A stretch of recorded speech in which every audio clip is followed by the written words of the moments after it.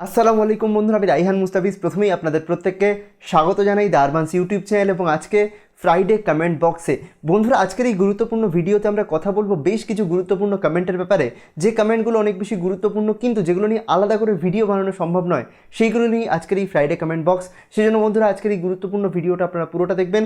তার আগে যদি আমরা কথা বলি আজকে আমাদের সোশ্যাল মিডিয়া শাউট আউটের ব্যাপারে, তারা রয়েছেন ইসমাইল হোসেন ভাই, তারপরে রয়েছেন স্কারিড ভাই এবং রয়েছেন জিহাদ ভাই। আপনাদের প্রত্যেককে অনেক বেশি ধন্যবাদ দ্য আরবান্সের সঙ্গে জুড়ে থাকার জন্য। আপনারা যদি জুড়ে থাকতে চান তাহলে ফলো করে নিন আমাদের সোশ্যাল মিডিয়া বিভিন্ন পেজ, যেমন ফেসবুক, ইনস্টাগ্রাম, টুইটার। তাছাড়াও আজকের ভিডিওটা দেখবেন পুরোটা, আশা করছি আপনাদের ভালো লাগবে। আসসালামু আলাইকুম বন্ধুরা, আমি রাইহান মুস্তাফিজ। তাহলে শুনুন না দেরি না করে ভিডিওটা শুরু করা যাক। বন্ধুরা, আজকে আমরা প্রথম কমেন্ট পিক আপ করেছি প্রিয়াস দাস ভাইয়ের তরফ থেকে। উনি বলছেন #ফ্রাইডে কমেন্ট বক্স। দাদা, আমি ইন্টেল i5-10400F এর সাথে 2060 গ্রাফিক্স কার্ড দিয়ে পিসি বিল্ড করবো। সো এই প্রসেসরটার সাথে কোন মাদারবোর্ড নেব আন্ডার 10,000, যার মধ্যে আমি খুব ভালো গেমিং, খুব ভালো গেমিং এবং সামান্য পরিমাণে এডিটিং করতে পারবো। তো প্রিয়াস দাস ভাই, আপনাকে এটা বলতে চাইবো যে আপনার জন্য যে মাদারবোর্ডটা পারফেক্ট হবে, আমার মনে হয় H410 চিপসেটের একটা ভালো মাদারবোর্ড আপনার নেওয়া উচিত হবে। বা আপনি যদি বাজেট আর একটু 1-2 হাজার টাকা বাড়াতে পারেন, তাহলে আমার মনে হয় B460 চিপসেটের উপর বেস্ট কোনো একটা মাদারবোর্ড আপনি চুজ করবেন। না হলে H410 চিপসেটের উপর বেস্ট একটা ভালো মাদারবোর্ড চুজ করুন, কারণ মাদারবোর্ডের উপর পারফরমেন্স অতটা বেশি ডিপেন্ড করে না। তবে শুধু এটুকু চেক করবেন, রিভিউ পড়ে নেবেন যে সেটা যেন VRM এবং হিটসিং সেকশন ভালো হয়। আর মোটামুটি আপনার যে ফিচার প্রয়োজন, যদি ওয়াইফাই প্রয়োজন হয় তাহলে সেটা, বা যে ফিচার প্রয়োজন সেই ফিচারগুলো যেন থাকে। 2 বা 4টে র্যাম স্লট থাকলে ভালো হয়, একটা M.2 স্লট যেন অবশ্যই থাকে। এগুলো দেখে আপনি একটা ভালো মাদারবোর্ড চুজ করতে পারেন। আশা করছি আপনার প্রশ্নের উত্তর পেয়ে গেছেন ভাই। এবার চলে যাবো আমাদের পরবর্তী প্রশ্নের দিকে, যেটা করেছেন MWR গেমিং। উনি বলছেন Intel core i5-10400F, Intel core i5-10400 যেটা নর্মাল F ছাড়া, এর সাথে 1650 সুপার নাকি 1050 Ti, কোনটা নেব প্লিজ অ্যান্সার। তো ভাই, চোখ বন্ধ করে এই দুটোর মধ্যে যদি 1650 সুপার বা 1050 Ti এর মধ্যে বলেন, আমি বলবো আপনি চুজ করুন অবশ্যই 1650 সুপার। তবে যদি কথা বলি আমরা কত অবধি গ্রাফিক্স কার্ড লাগাতে পারবো, আপনি আরামসে 2060 অবধি গ্রাফিক্স কার্ড কি 2070 অবধিও গ্রাফিক্স কার্ড i5-10400 সঙ্গে লাগাতে পারবেন, কোনো সমস্যা নেই। তবে এই দুটোর মধ্যে অবশ্যই 1650 সুপার বেশি ভালো অপশন হবে।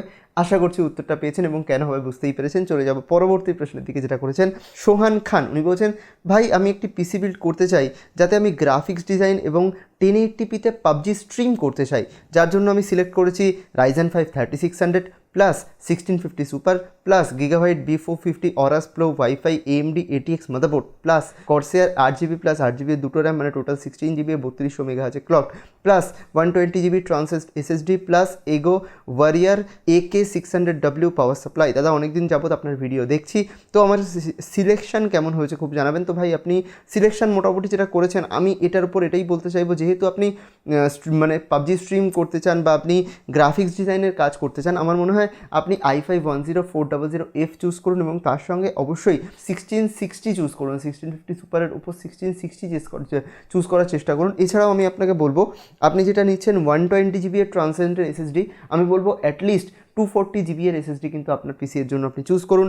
এছাড়া আপনি যে এগো ওয়ারিয়ার AK600W পাওয়ার সাপ্লাই নিচ্ছেন, আমি জানি না ওটা এক্স্যাক্টলি কেমন হবে, তবে আমি আপনাকে বলবো আপনি নর্মাল যে কর্সেয়ারের যে পাওয়ার সাপ্লাই ওটা চুজ করতে পারেন, কারণ এই পাওয়ার সাপ্লাইয়ের ব্যাপারে সত্যিই আমার কোনো আইডিয়া নেই। যদি আইডিয়া থাকতো আমি অবশ্যই আপনাকে সাজেস্ট করতাম বা আপনাকে সাজেশন দিতাম। তবে আমি যদি বলতে হয় কোন পাওয়ার সাপ্লাই নেব, আমি বলবো আপনি নর্মাল কর্সেয়ারের যে 600 ওয়াটের CV600 বা VS600 যেগুলো রয়েছে 600 ওয়াটের পাওয়ার সাপ্লাই বা 550 ওয়াটের পাওয়ার সাপ্লাই হলেও এখানে আপনার আরামসে কাজ চলে যাবে, যেহেতু আপনি এখানে 1650 সুপার নিচ্ছেন। 1660 এর জন্য 550 ওয়াটের power supply is more than enough, কোনো ধরনের সমস্যা আসবে না। আশা করছি ভাই আপনার প্রশ্নের উত্তরটা পেয়ে গেছেন সোহান খান। চলে যাবো আমাদের পরবর্তী প্রশ্নের দিকে, যেটা করেছেন ক্যাটফিশ বলছেন হেল্প প্লিজ, Ryzen 5 5600G এর সাথে NVIDIA 1660 সুপার কি ভালো কম্বিনেশন? তো ভাই, আপনাকে এটা বলবো, কেন আপনি 5600G যেহেতু নতুন বেরিয়েছে, এটার সঙ্গে কেন আপনি একটা গ্রাফিক্স কার্ড নিচ্ছেন? এটা তো একটা APU, আপনি একটা নর্মাল প্রসেসর AMDর তরফ থেকে চুজ করুন। যেমন আপনি চুজ করতে পারেন 3600, যেটার পাওয়ার মানে প্রাইস অনেক কম। তাছাড়াও আপনি চুজ করতে পারেন 5600X, যেটার দাম প্রায় এর থেকে একটু বেশি, কিন্তু সেটার প্রসেসর পারফরমেন্স এর থেকে অনেকটা বেশি ভালো। তবে আমি আপনাকে বলবো আপনি i5-10400F চুজ করুন বা Ryzen 5 3600 চুজ করুন এবং তার সঙ্গে 1660 সুপারের ওপর যদি RTX 2060 নিতে পারেন, খুবই ভালো অপশন হবে আপনার জন্য। তবে আপনার যদি রাইজেন 5 5600 অলরেডি কিনে ফেলে থাকেন এইটুকু টাইম পিরিয়ডের মধ্যে এবং আপনার জন্য মানে কিনতে চাইছেন 1660 সুপার, আমি বলবো ভালোই হবে। তবে 2060 কিনলে বেশি ভালো অপশন হতো। আমি দেখেছি বর্তমান সময় ইন্ডিয়ান এবং বাংলাদেশের মার্কেটে অনেক জায়গায় 1660 সুপার এবং 2060 প্রায় সিমিলার প্রাইসে পাওয়া যাচ্ছে। কিছু কিছু জায়গায় তো 2060 সস্তায় পাওয়া যাচ্ছে, 1660 টিআই তো 1660 সুপার এগুলো বেশি দামে বিক্রি হচ্ছে। সেক্ষেত্রে আমি বলবো আপনি চেষ্টা করুন RTX 2060কে চুজ করার। আশা করছি আপনার প্রত্যেক প্রশ্নের উত্তর পেয়ে গেছেন। চলে যাবো আমাদের পরবর্তী প্রশ্নের দিকে, যেটা করেছেন সুপার TFS। উনি বলছেন GTX 1050 Ti 12.5 টাকা সেকেন্ড হ্যান্ড এবং RX 570 15K সেকেন্ড হ্যান্ড, কোনটা ভালো হবে? তো 1050 Ti হচ্ছে 12,500 টাকায় সেকেন্ড হ্যান্ডে পাওয়া যাচ্ছে, আর RX 570 হচ্ছে 15,000 টাকায় সেকেন্ড হ্যান্ডে পাওয়া যাচ্ছে। কি অবস্থা! একটা সময় এই গ্রাফিক্স কার্ডগুলো এইরকম প্রাইস পয়েন্টে ফার্স্ট হ্যান্ড পাওয়া যেত আরামসে, এখন সেই প্রাইসেই সেকেন্ড হ্যান্ড বিক্রি হচ্ছে। তবে আমি এই দুটোর মধ্যে চোখ বন্ধ করে RX 570 চুজ করবো, অনেক ভালো পারফরমেন্স দেয় 1050 Ti এর থেকে তো বেশি, এমনকি 1650 যেটা রয়েছে তার থেকেও বেশি ভালো পারফরমেন্স দেয় RX 570। তবে 1650 সুপার যেটা রয়েছে তার থেকে কম, তবে যথেষ্ট ভালো পারফরমেন্স। আপনি যদি গেমিং করতে চান, ভিডিও এডিটিং করতে চান, RX 570 খুবই ভালো অপশন হবে আপনার জন্য 15,000 টাকার মধ্যে। তো আমাদের সুপার TFS ভাই অনেক দিনের ভিউয়ার, আমাদের অনেক পুরনো ভিউয়ার, ধন্যবাদ ভাই কমেন্ট করার জন্য। চলে যাবো পরবর্তী প্রশ্নের দিকে, যেটা করেছেন ল্যাব হিউম্যান। উনি বলছেন #ফ্রাইডে কমেন্ট বক্স, আসসালামু আলাইকুম ভাইয়া আমি i3 10100F এর সঙ্গে কত মেগাহার্জ র্যাম লাগালে বেস্ট পারফরমেন্স পাবো, আর বটলনেক কত পার্সেন্ট হলে সমস্যা নেই? আমার পিসি এর বটলনেক 3.66%-এর আশেপাশে, bottleneck by CPU, graphics card হচ্ছে GTX 1660, এটা কতটুকু খারাপ একটু বলবেন প্লিজ। তো ল্যাব হিউম্যান ভাই আপনাকে এটা বলতে চাইবো, i3 10100F এর সঙ্গে আপনি মোটামুটি 2666 মেগাহার্জের র্যামই চুজ করতে পারেন, কারণ আমাদের i3 10100F 2666 মেগাহার্জ অবধি র্যামকে সাপোর্ট করে ডুয়েল চ্যানেলে।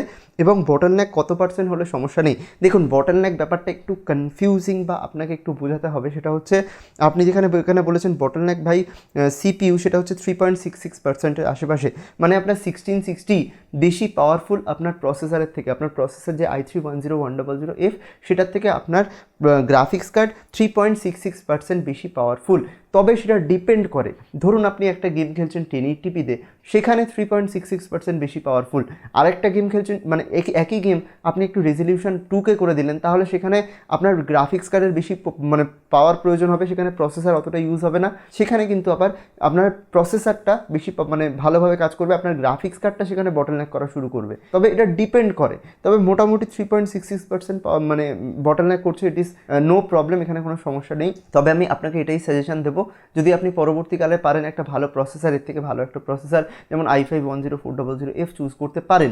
তবে কোনো প্রয়োজন নেই, আপনি শুধু এটা করবেন যখন গেমিং আপনি করছেন তখন আপনি কি করবেন, আপনার যে গ্রাফিক্স কার্ডটা রয়েছে সেটা যেহেতু বেশি পাওয়ারফুল, তাহলে আপনি গেমের যে সেটিংস রয়েছে সেটা ধরুন আপনি নর্মাল সময় মিডিয়ামে করে খেলেন বা আপনি নর্মাল সময় লোতে খেলেন, সেটা আপনি গেমের সেটিংসটাকে একটু হাই করে দেবেন। তার ফলে কী হবে, আপনার দেখতেও সুন্দর লাগবে আর আপনার গ্রাফিক্স কার্ড বেশি ভালোভাবে ইউটিলাইজ হবে, আপনার প্রসেসরের উপর থেকে চাপ কমে যাবে, কোনো ধরনের সমস্যা কিন্তু এখানে হবে না। তবে এটা কখনোই ভাববেন না যে মানে আমার প্রসেসরের ওপর থেকে চাপ কমে যাবে বলতে কি, মানে আমি কি বোঝাতে চাইছি, আমি বোঝাতে চাইছি যে আপনার প্রসেসরে আগে যতটা চাপ পড়ছিল ততটাই পড়বে, কিন্তু আপনার গ্রাফিক্স কার্ডের চাপটা বেড়ে যাবে।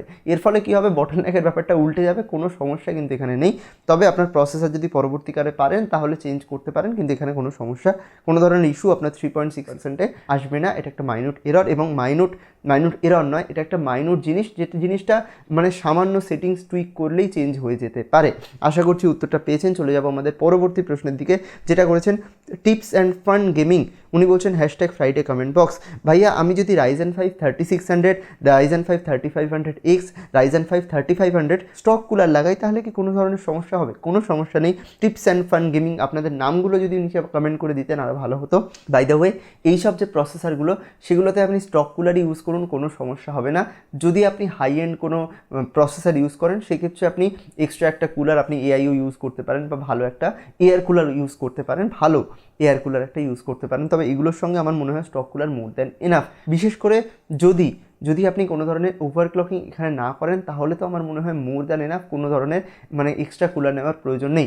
আর যেগুলো আমি কথা বলছি হাই এন্ড যেসব প্রসেসর রয়েছে সেই প্রসেসরগুলোতে এক্সট্রা কোনো স্টক কুলার কিন্তু তারা দেয় না, তাই সেখানে আপনাকে কুলার একটা কিনতেই হবে। সেজন্য আপনার যে প্রসেসরগুলোর সঙ্গে স্টক কুলার আসে, বিশেষ করে এএমডির ক্ষেত্রে সেখানে স্টক কুলারের মানে যে গেট আপ বা পারফরমেন্স সেটা একটু ভালো হয়, তো সেগুলোর সঙ্গে আপনি আরামসে ইউজ করতে পারবেন, কোনো সমস্যা কিন্তু এখানে আসবে না। তবে যদি ওভারক্লকিং করতে চান, পরবর্তীকালে একটু হাই এন্ড ইউজ করতে চান, মানে আপনার মনে হচ্ছে আপনার হিট একটু বেড়ে যাচ্ছে, সেখানে আপনি টেম্পারেচার চেক করবেন, মানে বিভিন্ন অপশান রয়েছে তার মাধ্যমে টেম্পারেচারটা একটু চেক করবেন। যদি আপনার মনে হয় আরও টেম্পারেচার কমানোর প্রয়োজন হয়, আমার পিসিটাকে দেখতে ভালো হয় সেটা আমি চাই, বা বিভিন্ন ধরনের কারণে অনেক মানুষ লাগায় এআইও বা আলাদা করে মানে কুলার লাগায়, তবে আপনার যদি বাজেট কম থাকে বা আপাতত শুরু করতে চান, আমার মনে হয় কোনো ধরনের কুলার লাগানোর প্রয়োজন নেই, নর্মাল স্টক কুলারই আপনার জন্য মোর দ্যান এনাফ হবে। আশা করছি উত্তরটা পেয়েছেন। চলে যাবো আমাদের পরবর্তী প্রশ্নের দিকে, এটাই আমাদের আজকে শেষ প্রশ্ন। তো ওটা করেছেন সাজিদ হোসেন ভাই, উনি বলছেন #ফ্রাইডে কমেন্ট বক্স। আসসালামু আলাইকুম ভাই, আমি রিসেন্টলি একটা পিসি বিল্ড করেছি যেখানে 128 জিবি এসএসডি নিয়েছি, উইন্ডোজটা এসএসডিতে ইনস্টল করেছি। এখন আমি পরে যদি হার্ড ডিস্ক লাগাই তাহলে কি পারফরমেন্স ড্রপ করবে? এখন এসএসডিতে গেম লোডিং টাইম যেমন কম পাই, হার্ড ডিস্কেও কি রাখলেও কি কম পাবো? খুবই সুন্দর প্রশ্ন করেছেন। তো প্রথমে আপনাকে আমি একটা জিনিস বলতে চাই সাজিদ ভাই, তো সাজিদ ভাই আপনাকে এটা বলবো যে 128 জিবির এসএসডি আপনার কেনা প্রথম কথা উচিত হয়নি, এবং যারা নতুন পিসি কিনতে চান আমি তাদেরকে অবশ্যই বলবো তারা অ্যাটলিস্ট 256 জিবি এর এসএসডি চুজ করুন, 128 জিবি এর নয়। 128 জিবি বর্তমান সময় একেবারেই এনাফ নয়, আপনি অ্যাটলিস্ট 256 জিবি এর স্টোরেজ ইউজ করুন। সেক্ষেত্রে আপনি 128 জিবি এর নিশ্চয়ই বেশিরভাগ জায়গা স্টোর মানে অকুপাই করে ফেলেছেন, আপনার আরও একটু স্টোরেজের প্রয়োজন। সেখানে আপনি এখন কি করতে যাচ্ছেন, একটা হার্ড ডিস্ক কিনবেন। আমি আপনাকে বলবো যদি আপনি কিনতে চান একটা হার্ড ডিস্ক এবং একটা 256 জিবি এসএসডিও কিনুন। 256 জিবি এসএসডি এর মধ্যে সমস্ত কিছু ট্রান্সফার করে ফেলুন বা নতুনভাবে আপনি ইনস্টল করুন, যেটা বেশি ভালো হবে। এবং 128 জিবি যেটা রয়েছে আপনার কাছে অলরেডি, সেটার মধ্যে বেশ কিছু গেম বা আরও কিছু সফটওয়্যার আপনি ইনস্টল করতে পারেন। এবং হার্ড ডিস্ক যেটা রয়েছে সেখানে আপনি যখন প্রশ্ন করলেন, হার্ড ডিস্কে যদি আপনি গেমগুলো ইনস্টল করেন তাহলে অবশ্যই লোডিং টাইম বেড়ে যাবে, কারণ হার্ড ডিস্কের আমরা জানি রিড বা রাইট স্পিড অনেক বেশি হয়। আশা করছি ভাই আপনার উত্তরটা পেয়ে গেছেন। যদি কোনো ধরনের কনফিউশন থাকে নিচে কমেন্ট করে দিন। যদি আপনাদের মধ্যে কারোর কোনো প্রশ্ন থাকে পিসি রিলেটেড কন্টেন্টের ব্যাপারে, তাহলেও নিচে অবশ্যই কমেন্ট করে জানাবেন আপনাদের কোন কোন প্রশ্ন রয়েছে। খুবই আমার ভালো লাগবে যদি আপনারা প্রশ্নটা করেন। আশা করছি আজকের এই ভিডিওটা আপনাদের ভালো লেগেছে। যদি ভালো লেগে থাকে একটা লাইক করে দেবেন, বন্ধুদের সাথে শেয়ার করে দেবেন। দেখা হবে এরকম একটা ইন্টারেস্টিং টেক ভিডিও নিয়ে, ততক্ষণের জন্য গুড বাই, আলবিদা।